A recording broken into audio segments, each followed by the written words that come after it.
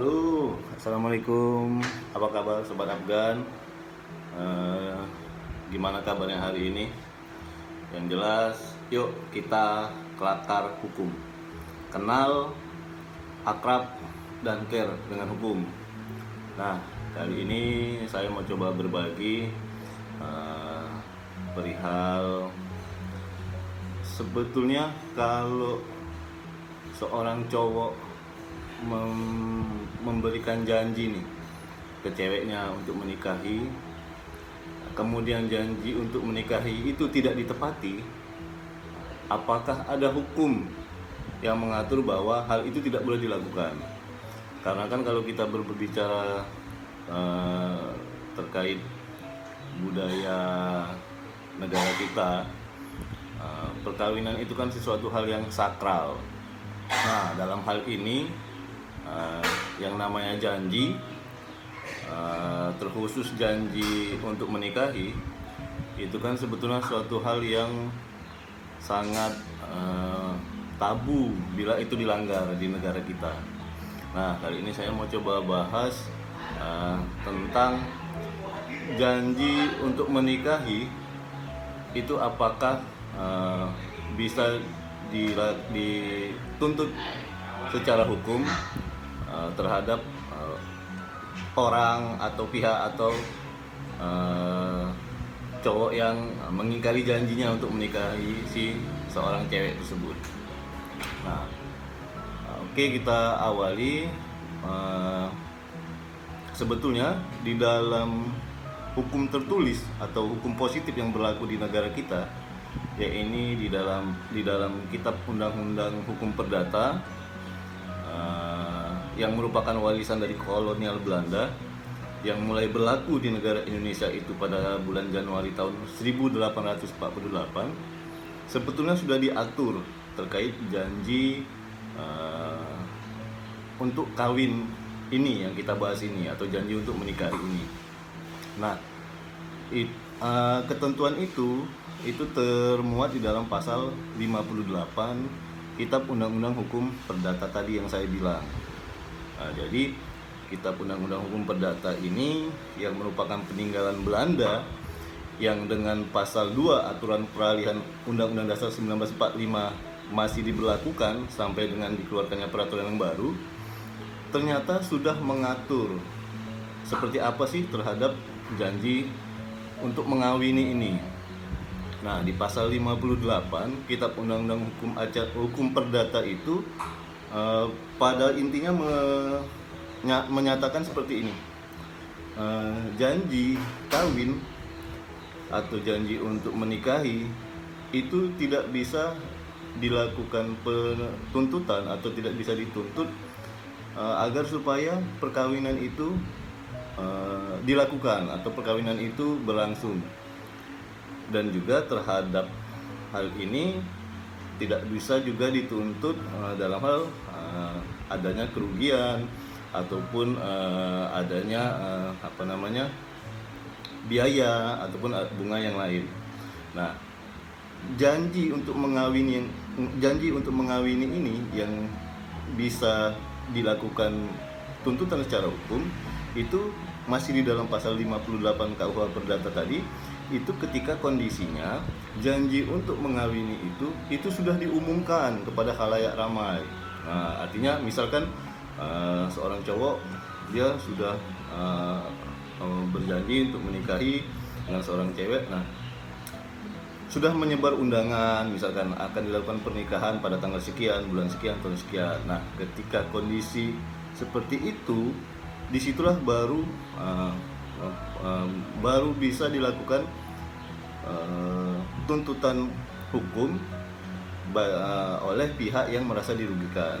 Nah, jadi pasal 58 mengatur seperti itu.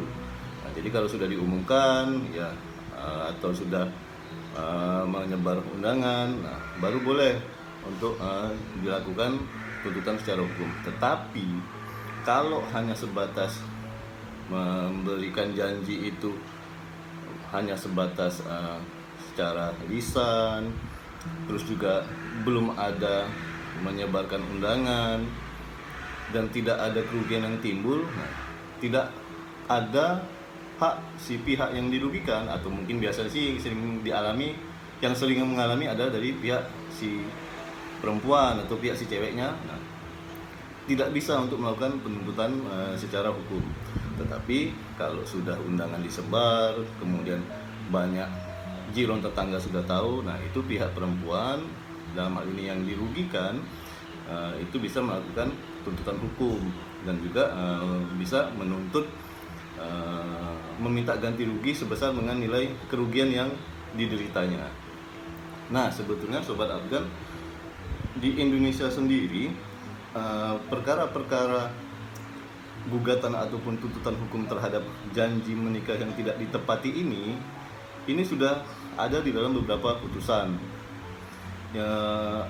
Case pertama itu pernah terjadi, permasalahan ini pernah terjadi dan diputus oleh Pengadilan Negeri Nusa Tenggara Barat sekitar tahun 1986.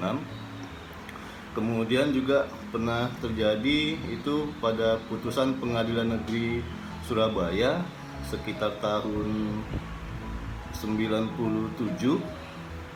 Nah, dan terakhir itu putusan Pengadilan Negeri Merauke sekitar tahun 2011. Nah, cuman kenapa perkara janji untuk menikahi ini di dalam ketiga case yang sudah ada putusan dari hakim ini muncul?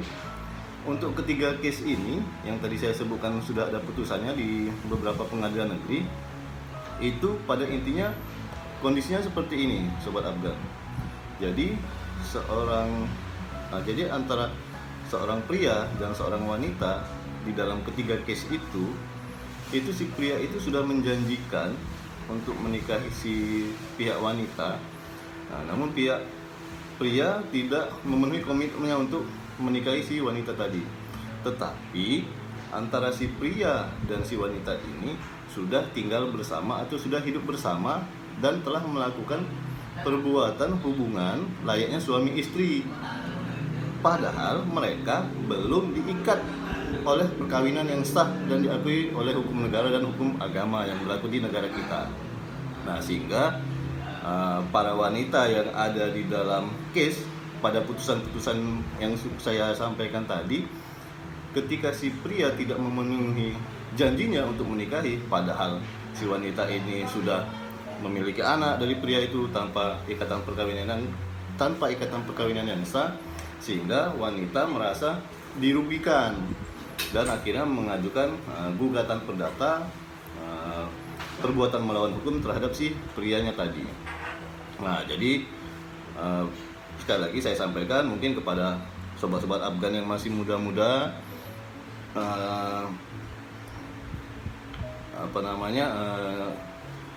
janji untuk menikahi itu tidak bisa dilakukan penuntutan secara hukum kalau tidak ada kerugian atau tidak ada atau belum diumumkan ke khalayak ramai akan rencana pernikahan tersebut.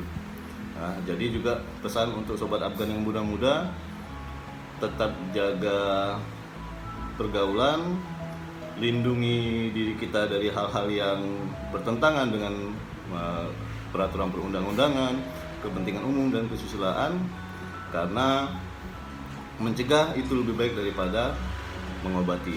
Nah, jadi sekilas hari ini yang bisa saya bagikan kepada sobat Afgan semua, dan pesan saya, yuk kita selalu kelakar hukum, kenal, akrab, dan care dengan hukum. Oke, sampai jumpa lagi sobat Afgan, see you.